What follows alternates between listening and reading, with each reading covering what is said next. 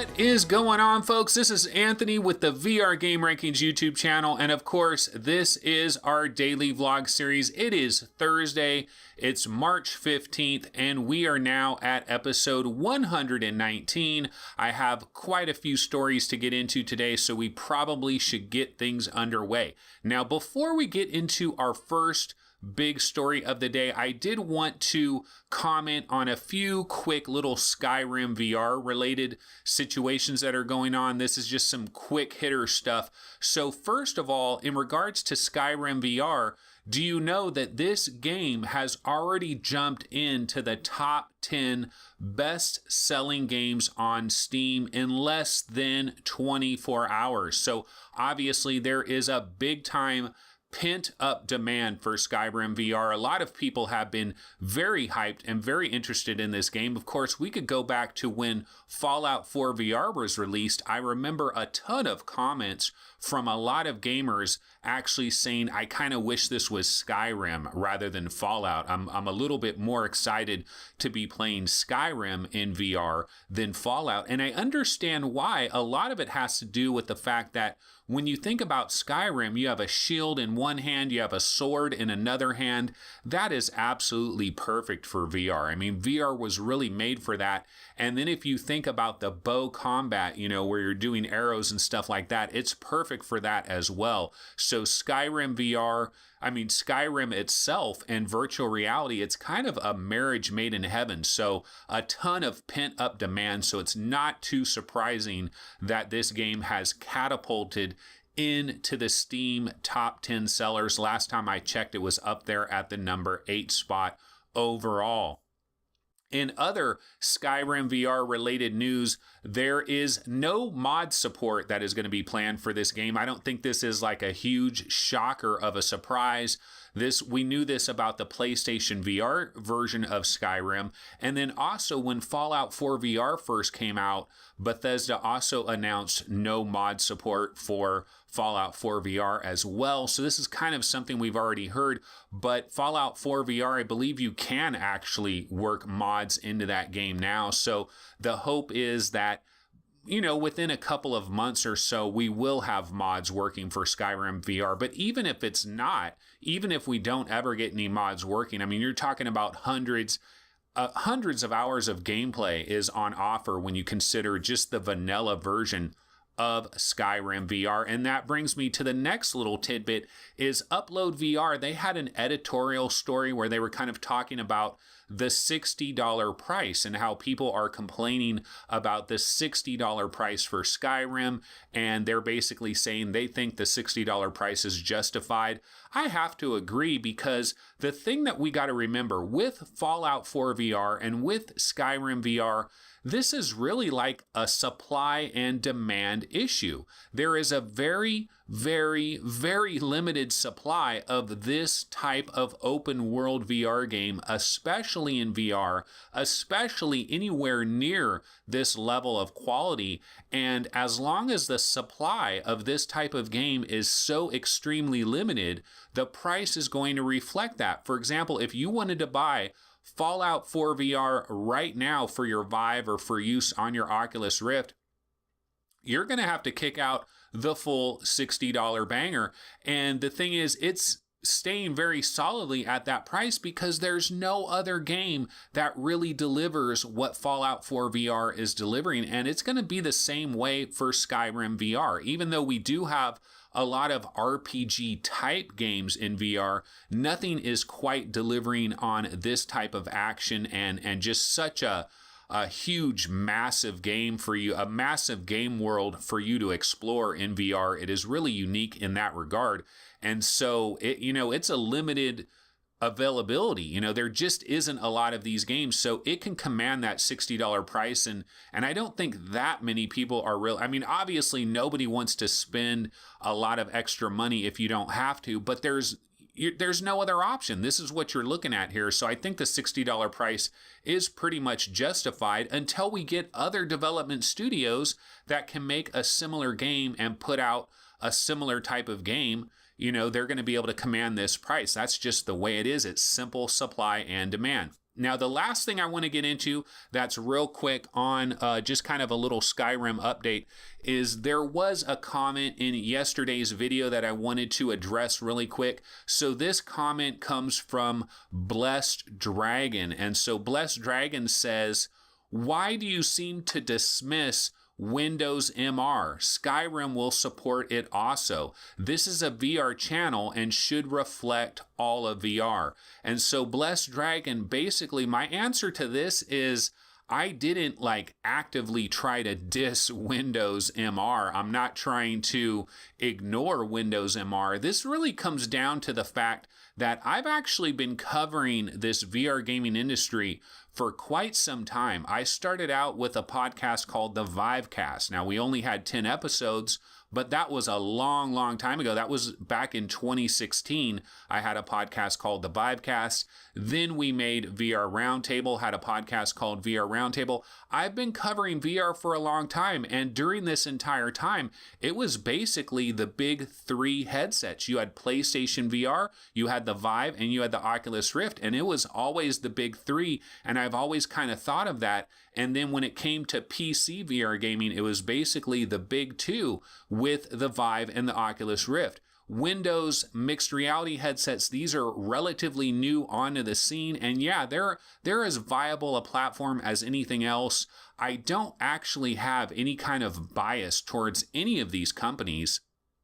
You might notice that a lot of my coverage is somewhat Oculus focused, and one of the reasons it is just I happen to be using an Oculus Rift headset. But I can tell you right now that if Fisher-Price or Hasbro or whatever company you can imagine, if they came out with a killer VR headset that put everything together in the right type of package, and you could play Steam VR games on it and you could play Oculus games on it using something like Revive or something like that, I would definitely be on board. I don't really care what name is written on the side of the headset. And honestly, I can't wait until we get to a point where we're really just considering the different headsets are like monitors. And so if you're watching a regular video game show, nobody's talking about how such and such game is coming to Acer monitors or LG monitors. Eventually, we're going to get to that. And so hopefully a lot of this platformism type stuff will kind of fade off into the distance, but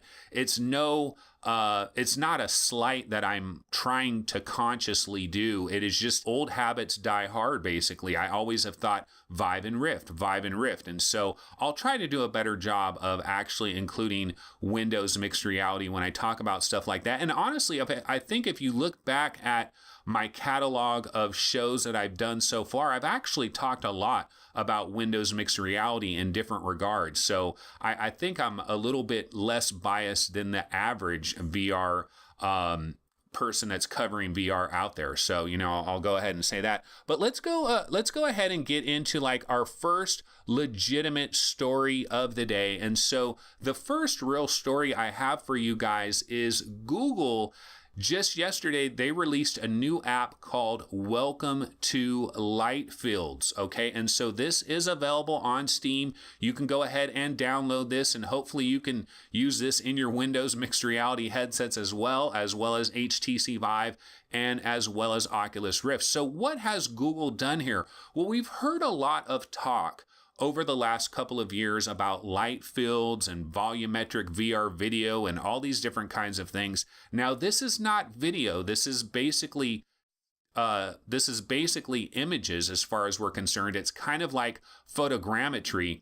And basically what Google did is they took 16 modified GoPro Odyssey Jump cameras and they bended them into this vertical arc and they mounted them onto a rotating platform. And basically they used this to film some different locations and to give us this experimental look at what light fields are going to bring to the table over the coming years.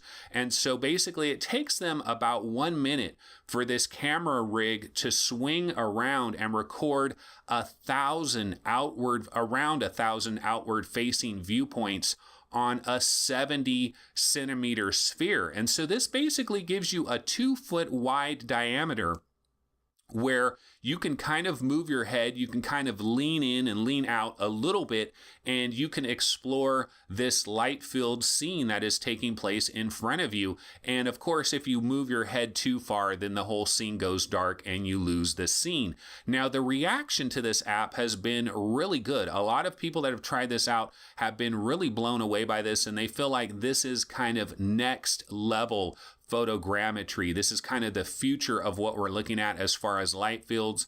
A lot of people are very impressed with this app. Now, have I tried it myself personally?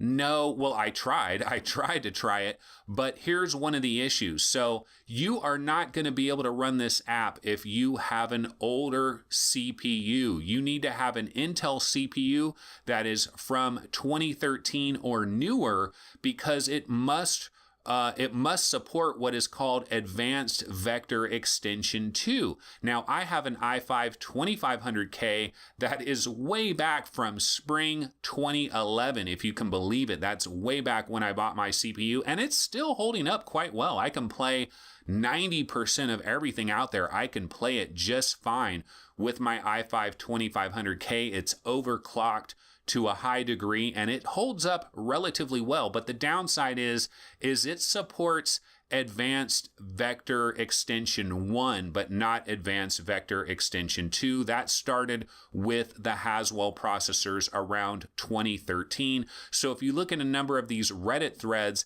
that are talking about welcome to light fields, you'll see a lot of people saying, man, this didn't work for me, it crashes or whatever, blah, blah, blah. And a lot of that has to do with a lot of us that are still running these really old CPUs in the grand scheme of things, but a lot of times these CPUs are working just fine for a lot of stuff. So a lot of us have not made the necessary upgrades. But that is welcome to light fields. So if you do have a newer level CPU, you probably want to try this out and get a feel for what this new light field technology is going to be bringing to us. Okay, story number 3, In Death.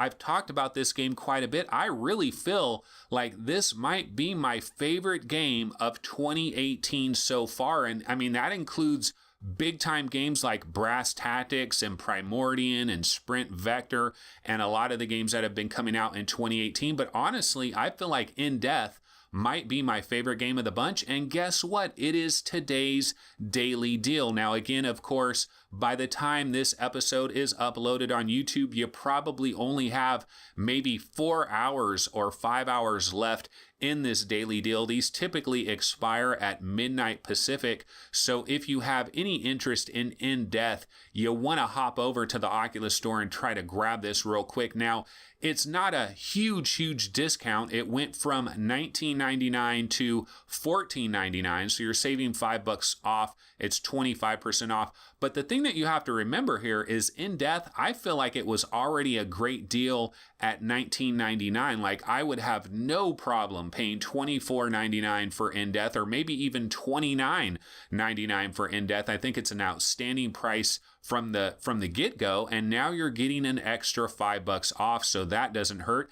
And for Solfar Studios, the developer of this game, I believe they are a Finnish developer, or no, I think they're from Iceland, an Icelandic developer, Solfar Studios. They are the developers of Everest VR, and this is their first legit VR game.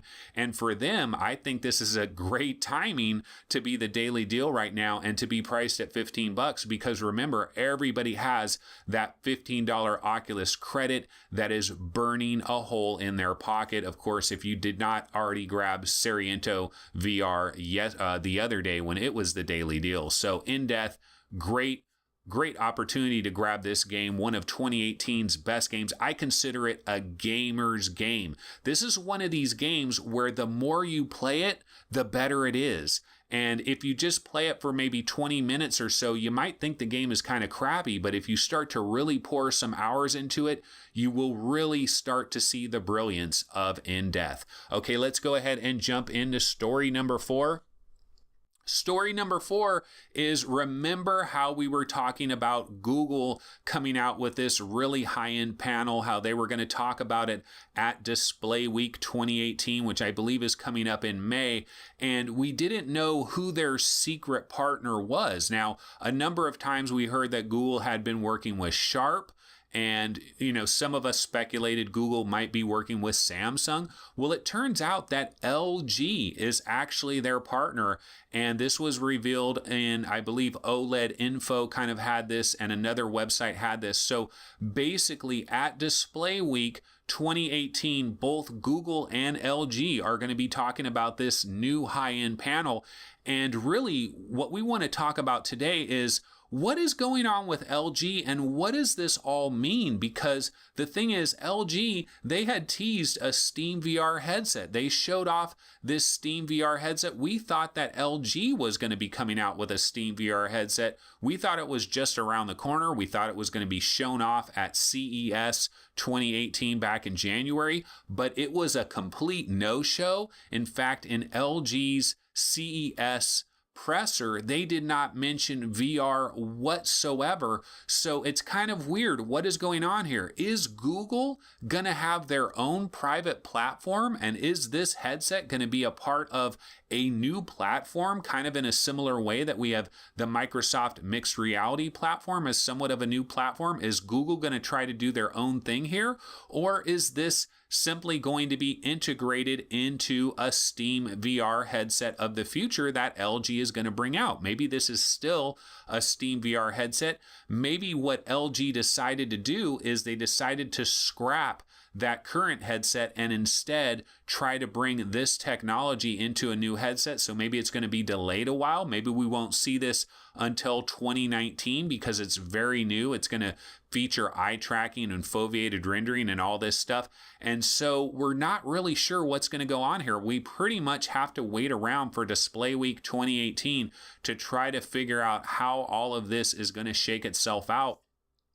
But one thing I can tell you guys, and I'm sure you guys kind of feel the same way, is this is going to get really weird as we get further along in this VR game, because a lot of these different companies, they're going to want to have their own platform. They're going to want to be able to get a 30% cut of every single game that is sold on their platform. Steam, Valve is enjoying this already with Steam. Oculus is enjoying this with their Oculus Store. Sony is enjoying this with PSN, and Vive is enjoying this with Viveport. They get a major cut off of every game that is sold on their store. And you got to imagine that any new players that come down the pipe, they're going to want this same situation. And Google could have their own platform as well. Obviously, they already have Daydream, but maybe they're going to have a high-end version of Daydream, and maybe this headset will be part of that. We don't know exactly how this is going to work out.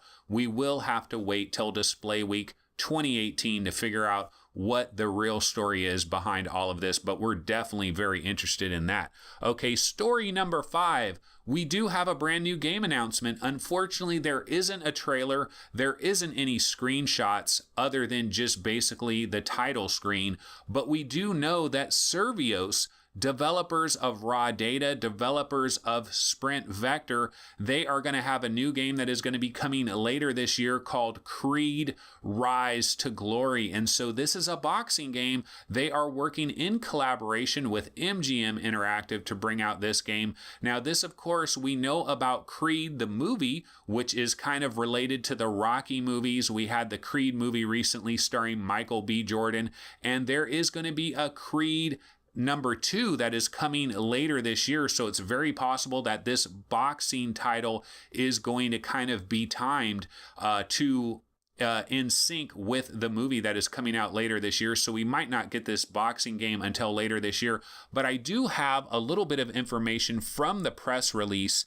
This is what Survios and MGM Interactive had to say about this upcoming boxing game. They say, intuitive VR melee combat builds on real-life movement mechanics that feel like a true boxing bout, including many styles of punches, dodges, rolls, knockbacks, knockouts, and more, all with authentic hit reaction and responsive player control. In fact, Servios is talking about their Phantom Melee technology, which will provide accurate control and a virtual stamina meter that will fatigue your fighter over time, causing you to stagger and lose control of your punches as you get more and more tired. Now, one of the things we do know about this Creed game is that it will be officially unveiled at GDC next week at the Moscone Center South Exhibit Hall in booth 837, right next to Servios's upcoming music creation experience, Electronauts. Yeah, we kind of forgot about Electronauts. Remember, Servios, they've been very busy beavers recently. I mean, obviously they had raw data. They just came out with Sprint Vector earlier this year, which I think is actually a really good game. And now they're bringing out Electronauts a little bit later, and they also have this Creed game. Now, we have had a few boxing games in VR already. Of course, we've had Thrill of the Fight, which is more of an indie boxing game. And then we had Knockout League by Grab Games, which is more of a punch-out type of game in VR, not really a serious boxing sim. And so I think there definitely is room for a more realistic boxing game in VR. I am kind of excited about this because when I think about boxing games, I think about the old EA Fight Night series. Do you guys remember the original Fight Night? It was like one of the very first PlayStation 3 games when PlayStation 3 was brand new and it had all this next level technology. It looked incredible when the PlayStation 3 was still incredibly new and an untapped platform. Fight Night looked incredible. We had a lot of Fight Night games over the years. Of course, Electronic Arts has been somewhat allergic to VR, so I don't know if we're going to get a VR boxing game from them, but this is Servios. These guys are talented. They have chops, and so we are excited to see what forgot the name of the game again, Creed Rise to Glory is going to be bringing to the table later this year. So we'll definitely be looking for that at GDC next week. And if you happen to go to GDC next week, you might want to see if you can check out a demo of this game. Maybe you can get a first-hand try of this new game. Alrighty, folks, so that's basically going to go ahead and wrap it up for today's episode. This has been episode 119 for Thursday, March 15th, and I will see everybody tomorrow on Friday. And one thing I can tell you about Friday's show is I have been playing some more of Virtual Reality Football Club. I'm going to play some more of it today as well. So I should have some kind of like my first real initial thoughts on Virtual Reality Football Club. So look forward to that tomorrow, as well as whatever additional news stories we have as well. So I will see everybody tomorrow. Take it easy. Later.